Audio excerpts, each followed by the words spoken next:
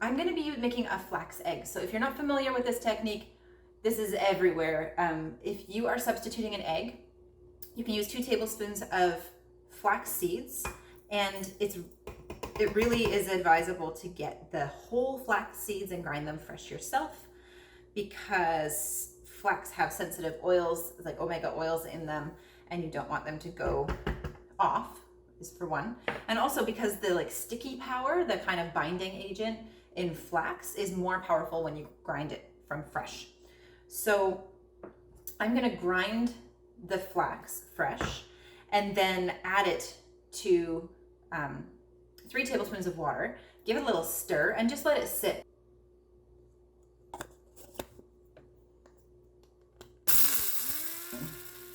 So I've mixed it in here, and you'll see what I mean by eggy consistency already.